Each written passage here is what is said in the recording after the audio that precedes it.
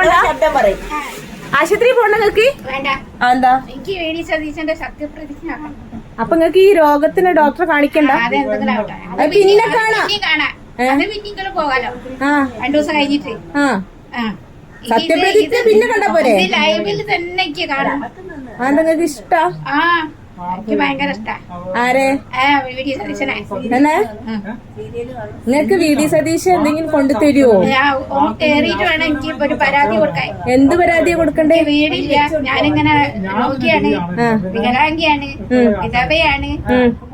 അതിനെക്കൊണ്ട് എനിക്കൊരു വീട് വെക്കാൻ, ഒരു 2 സെന്റ് സ്ഥലം വാങ്ങാൻ എന്തെങ്കിലും ധനസഹായം ചെയ്തു തരണമെന്ന്. കിട്ടുമോ നിങ്ങക്ക് ഇതൊക്കെ പറയാൻ? ഇതൊക്കെ കിട്ടുവോ പറഞ്ഞാല്? ആരോടൊക്കെ പറയണോ? ഞാൻ ചാനലുകാരോട് പറയും. നിങ്ങൾ ഇത്രയും കാലായിട്ട് 2 കൊല്ലം അസുഖം മിണ്ടാതെ ഇരുന്നിട്ട് ഇനിയിപ്പൊ ഇത് പോയി പറയും നിങ്ങള്?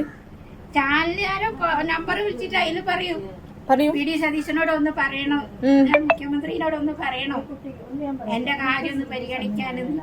ആണോ? ഇഷ്ടാണ് നിങ്ങൾക്ക്? അത്രയും ഇഷ്ടാണ്.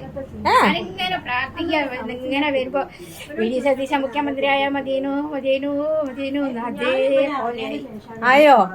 സന്തോഷായി. എന്നാ പിന്നെ നാളെ തിങ്കളാഴ്ച വരൂല. തിങ്കളാഴ്ച ഹോസ്പിറ്റലിൽ പോയേ പറ്റൂ. ഞാൻ വരൂല, ഇവിടെ കൊന്നിട്ട് കൊണ്ടേണ്ടി വരും. അതൊന്നും പറ്റൂല. ഞാൻ തിങ്കളാഴ്ച വണ്ടിയായിട്ട് വരും. പിന്നെ ഞാൻ വരൂല പറഞ്ഞ വരൂല. അതൊന്നും പറ്റൂല. എനിക്ക് 12 മണി വരെ ചിലപ്പോ ഉണ്ടാവുള്ളൂ. അപ്പൊ 12 മണി വരെ കാണണം. അത് നമുക്ക് പിന്നെ ടെലികാസ്റ്റ് ഒക്കെ നമുക്ക് പിന്നെ കണ്ടൂടെ? ഒരു സുഖം ഉണ്ടാവില്ല.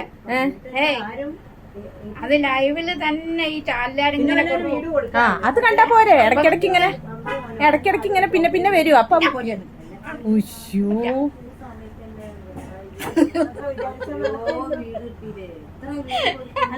ഇഷ്ടാണ് അത്രയ്ക്കും. ചോദിച്ചോണ്ട് ഇങ്ങനെയൊക്കെ ഈ ചാനലുകാരുണ്ടല്ലോ, ഈ ഓരോരുത്തരെ കാണുമ്പോ ചോദിച്ചോട് അതേപോലെ ചോദിക്കല്ലേ. ഞാൻ വരൂല തന്നെ വരൂല.